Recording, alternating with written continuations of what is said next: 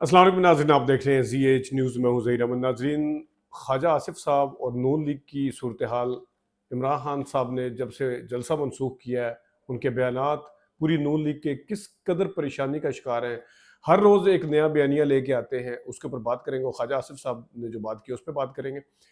उसके साथ बांग्लादेश को हम बड़े सुना रहे थे, हमारे वज़ीर आज़म साहब भी बड़े सुना रहे थे, वो बांग्लादेश ने किया क्या हमारे साथ, इस पर भी बात करते हैं। और इमरान खान साहब के मुआलिज ने सारों को ईरान में परेशान कर दिया, इस पर बात करते हैं। शुरू करते हैं हम ख्वाजा आसिफ साहब से। ख्वाजा आसिफ साहब को सियालकोट जाके याद आया कि एक मीडिया टॉक करनी चाहिए, जिसके ऊपर ये एक नया मंजर लेके आना चाहिए। नून लीग पहले दिन, जिस दिन इमरान खान ने जलसा मनसूख किया, क्या लेके आए? राना सनाउल्लाह, इरफान सिद्दीकी कि ये देखें जी, मुलाकात किसने करवाई, हमारे लिए भी बिल्कुल अलीमा खान। इरफान सिद्दीकी ने तो यहाँ तक कहा कि अलीमा खान का सवाल सही है कि किस तरह वो सामने ले गए, मुलाकात ये मनसूख हुआ है जलसा, और किस तरीके से मुलाकात हुई। ये हमारे भी सवालात हैं कि जेल के अंदर कौन मैसेज लेके गया, किसने मुलाकात की थी। ये पहले दिन का जो था इनका बयानिया था नून लीग का। फिर जुमे का दिन आया। जुमे के दिन अकील मलिक और अता तारड़, दोनों वजीर हैं, एक मशीर है और एक वजीर है, वो एक नया चीज़ लेके आए। उन्होंने कहा जी, हुकूमत ने खुद मुलाकात जो अली मिन गंडापुर के ज़रिए मैसेज पहुँचाया, खुद फैसिलिटेशन हुई। और बल्कि अकील मलिक साहब ने ये कहा कि कलेक्टिव जो थी वो एफर्ट थी, यानी उनका इशारा शायद इस्टेब्लिशमेंट की तरफ था, कि जिसकी वजह से जलसा मनसूख हुआ। ये गुजर गया। पहले दिन की वो परेशानी थी। दूसरे दिन इन्होंने ये मंजन बेचा ताकि वो जो तासुर इमरान खान साहब ने दिया है कि शायद इस्टेब्लिशमेंट ने मुलाकात करवाई, या वो जो मुस्कुराए थे, उस मुस्कुराहट की वजह से इनकी परेशानी जो थी वो हवाइयाँ उड़ गई। मैंने आपको उस दिन मिसाल भी दी थी, वो जो टास हुई थी उसमें, ऑस्ट्रेलिया के उसमें फाइनल में। तो इनको परेशानी लाहक हुई, उसको उसके असर को ज़ायल करने के लिए पहले दिन इन्होंने कोई और बयानिया दिया, दूसरे दिन कोई और दिया। फिर तीसरे दिन ख्वाजा आसिफ साहब जो थे वो एक नया मंजन सामने लेके आ गए। उन्होंने क्या बात की, उसके ऊपर बड़े सवालात उठते हैं। लेकिन सवालात तो उठते हैं, इससे नून लीग के अंदर जो एक घबराहट है या खलबली है, या जो एक मखमसे का शिकार है नून लीग, वो बिल्कुल वाज़ह तौर पर सामने नजर आती है। और उनको इस मुख्तलिफ बदलते हुए बयानियों के बाद बिल्कुल साफ जाहिर हो रहा है कि किस तरीके से वो नहीं चाहते कि इस्टेब्लिशमेंट और इमरान खान साहब कभी भी जिंदगी में करीब आ सके। उन्होंने, ख्वाजा आसिफ साहब ने क्या कहा है, मैं एक एक नुकता आपके सामने रखता हूँ, और फिर लीमा खान और रऊफ हसन की ऑडियो के हवाले से भी बात करते हैं। पीटीआई का जलसा नाकाम हो रहा था, इसलिए इस्टेब्लिशमेंट पर डालकर मनसूख कर दिया गया। इस्टेब्लिशमेंट पर डालकर मनसूख कर दिया गया, ये ख्वाजा आसिफ साहब कह रहे हैं। पहले मैं जरा एक सारा मिलने के बाद सुबह इजाजत किसने, अच्छा, अगर जलसा कामयाब हो रहा होता तो खान साहब कभी भी जलसा मनसूख ना करते।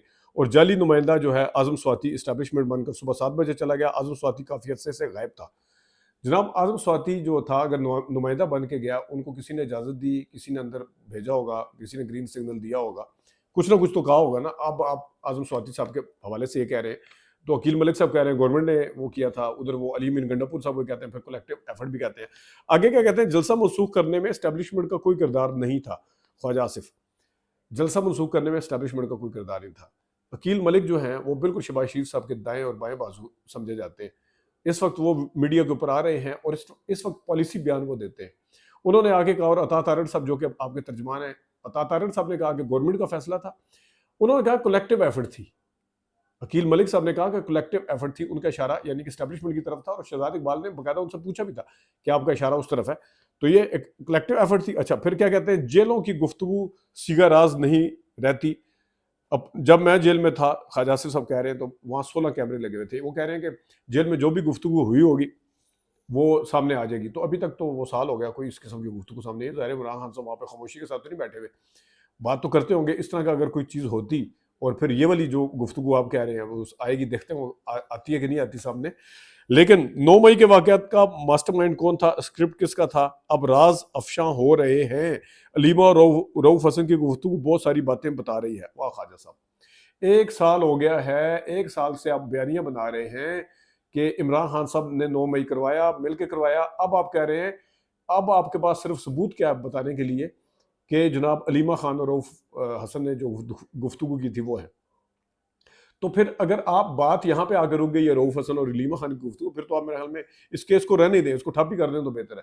क्योंकि साल पहले तो आपको नहीं पता था जब आपने बयानिया बनाया था कि एक टाइम ऐसा आएगा कि वहां पर रऊफ हसन और अलीमा खान हमें आगे सबूत दे देंगे गुफ्तगू करने के।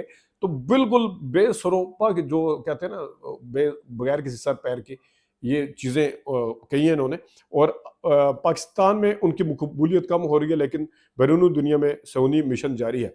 पाकिस्तान में अगर मकबूलियत कम हो रही है, ख्वाजा साहब उनको एक्सपोज करते, इजाज़त देते जलसा करने की, ना मना करते, एनओसी कैंसिल ना करते, इजाज़त देते जाके जाएं जी।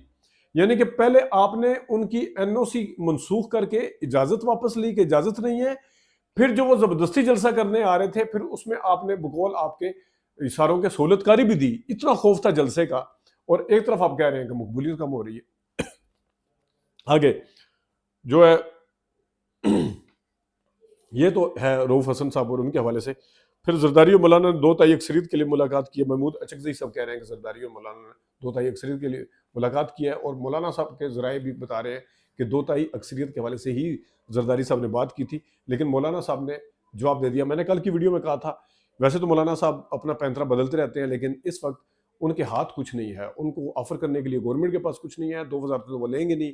उन जिस बंदे से आपने गवर्नरशिप छीनी है केपी की, उनके समधी थे गुलाम अली साहब, तो वो मेरा नहीं ख्याल कि मौलाना फजल रहमान साहब किसी कम के ऊपर राजी करेंगे होंगे। लेकिन 2 ताई अक्सरियत के लिए अगर मौलाना साथ मिलते हैं, फिर भी 4 बंदे कम होंगे कौमी असम्बली में।